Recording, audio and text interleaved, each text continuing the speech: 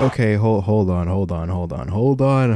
on. Because what in the world did I actually just watch? And that's not a rhetorical question either. I'm legitimately asking y'all, what in the world actually just happened? We've seen him hit crazy shots like this before, but pretty much never shots like this on this type of a stage. Because after struggling through the first handful of Olympic Games, Stephen Curry completely put Team USA on his back in the last two, scoring 36 points in the semifinal game against Serbia and 24 points in the gold medal match against France. 12 of those coming in the fourth quarter, all in the form of threes, the last of which is the one that you just saw. And by the way, just a quick disclaimer going into this video, that clip at the beginning is pretty much all you're going to see from this game because the Olympics do not play around with copyright, and more specifically copyright takedowns. There's a chance you've already heard other YouTubers say something along those lines, but I'm not sure if people actually know how extreme they actually are. There was a documentary that I uploaded 3.5 years ago that in July was blocked worldwide because I used 8 seconds of footage from the gold medal match in 2008. And so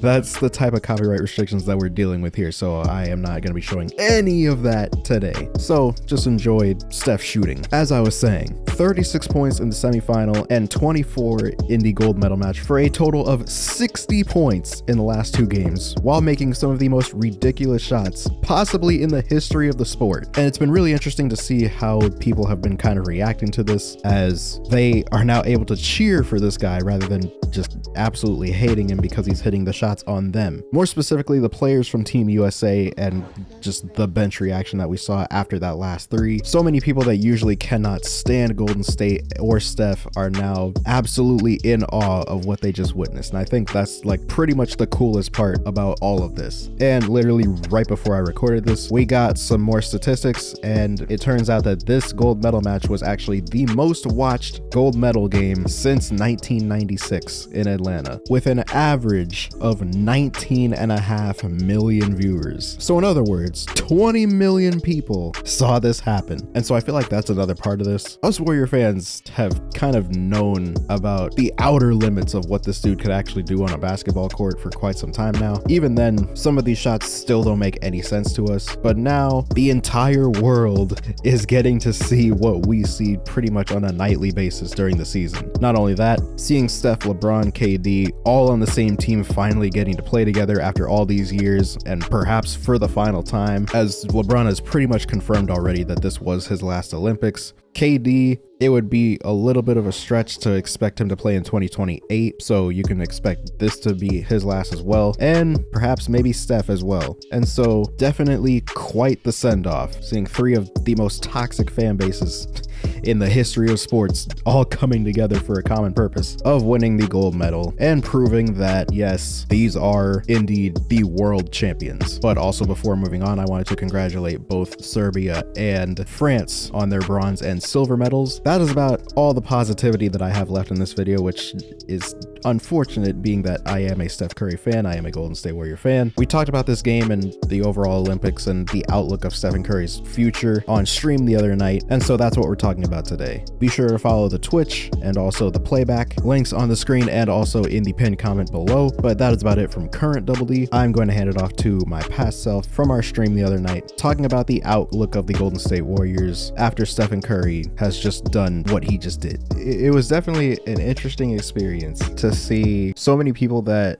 have been like hating on him and just like been terrorized by this dude for the last however many seasons now be able to root for him, specifically when he's in a flurry situation like that. Steph Curry in the first 4 games had 29 points total, 10 rebounds, 8 assists, but the big thing, 5 for 20 from 3, 25%. The last 2 games, aka the semifinal and the gold medal game, 60 points, 36 in the semifinal, which by the way was a very close game in which they needed every single one of those 36 points. And then today, 24 points, all of which were threes, 17 for 26. These two combined, he went from 25% from 3 over the first 4 games to now 48% as a whole for the Olympics after 2 games. And 17 for 26 on its own is 65%.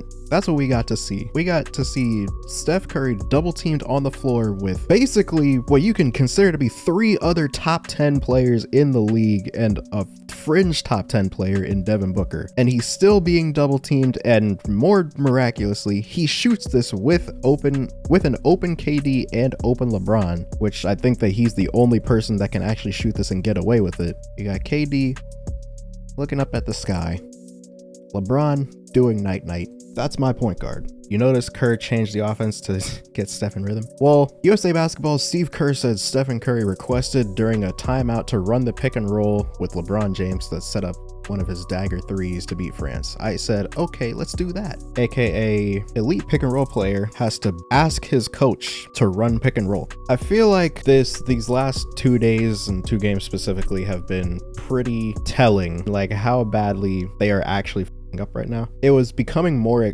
accepted throughout this offseason that, you know, Steph might not be the player that he once was. And so, you know, people felt like, you know, it might be in their best interest to kind of just move towards developing guys like Brandon Podziemski, guys like Jonathan Kuminga, Trey Jackson-Davis, Quentin Post now, rather than trying to win another championship because the expectations of that might be gone anyway. These last couple games specifically have been very telling that no, he is still Stephen Curry. He can still do this. While he has been a step slow in the last season or so, last year or so, you still have a one-of-one shot taker and shot maker on this team that commands a level of defensive attention that we've never seen in the history of the sport, might never see again. And you don't do anything to give him a better position or put him in a better position to be able to compete. What else are we doing this for while this dude is still here? So one thing that I forgot to mention during the stream, when it comes to the moves that the Warriors have made and the moves that they refuse to do, obviously not trading for Lauri Markkanen and not trading for Paul George are the 2 biggest ones, especially during the offseason, but also adding Buddy Hield, Kyle Anderson, and DeAnthony Melton to the roster. The question that I'm asking is, what is the end goal here? You can't have this both ways. I said in this video, these were smaller moves that were made in preparation for acquiring a bigger piece in Lauri Markkanen. And so when that opportunity presented itself and you still didn't go out and get it done, then what was the point of going out and getting all those smaller deals done? And I have another question for some of y'all. If Lauri Markkanen was never going to be that missing piece to this team anyway, then what is the point of even keeping Steph on the roster? If theoretically this is going to be even worse this season, what was the point of anything? Why keep Stephen Curry on the roster if this is what you're going to be trying to do? Because when you have all these draft picks now, they're not going to be as good if you still have Steph who's trying to compete. So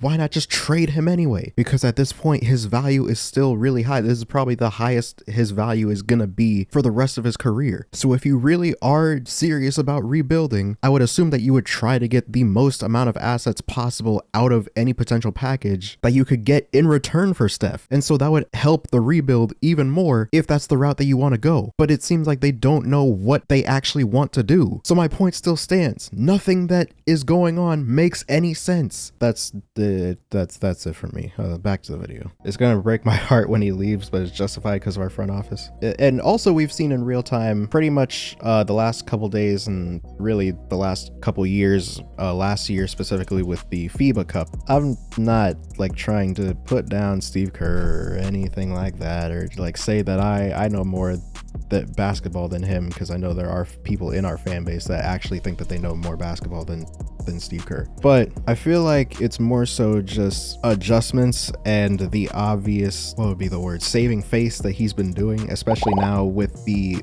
various lineup changes regarding Jason Tatum, Joel Embiid. Last year it was mainly lineups and relying so heavily on small ball that he was playing Mikal Bridges minutes at center. My thing has always been like, if you have a franchise player that is like still being able to do this and still looks like he can do this for God knows however many seasons, maybe at least like 3 or 4 more seasons at this level, I'm not understanding like why they would be so hesitant to build around it. There's 2 sides to that coin. Look at the Lakers. I mean, I feel like them trading their young guys and going out and getting Anthony Davis, you knew that at the time it was going to give them the best possible chance to compete for a championship, which of course we know that they won. I feel like they definitely gave themselves a better chance of just going out and trading for a talent like Anthony Davis rather than waiting for guys like Julius Randle, Josh Hart, Lonzo Ball to like waiting for those guys to turn into something. And while we know what they are now, that wasn't really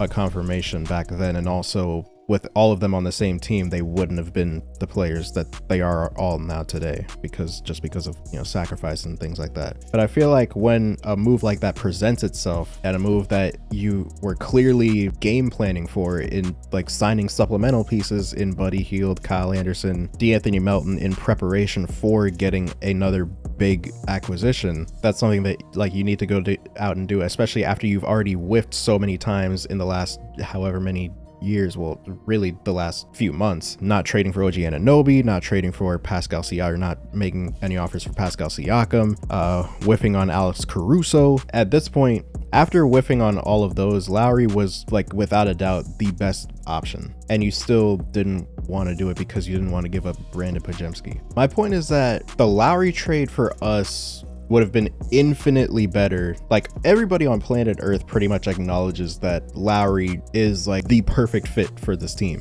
especially after losing Klay Thompson. Like, I feel like the difference between that and what the Lakers did with Russ is that it didn't really make sense to me at the time because it didn't seem like he'd fit in with that team at all. And as we know, he didn't. How big of a loser is Moses this offseason since they signed Buddy and Melton and didn't trade him? That's another thing too. I believe that was their final offer, was Moses Moody and picks for Lauri Markkanen.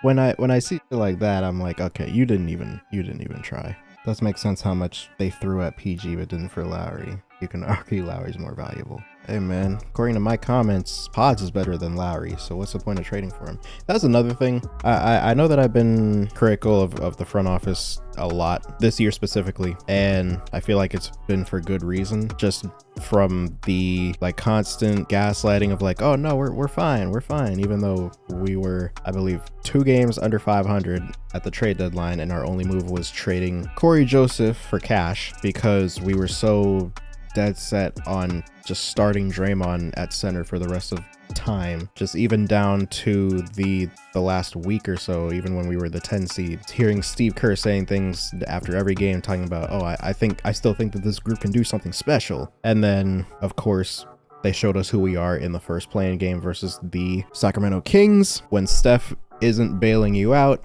especially like specifically with last year's roster. When Steph isn't bailing you out, you look very pedestrian. And so I feel like coming into this offseason, I think that a bunch of people expected more out of this front office. I didn't agree with the trade the young guys approach after 2022, but in hindsight, yeah, I feel like that's like my thing, is because like, dog, they weren't playing them anyway.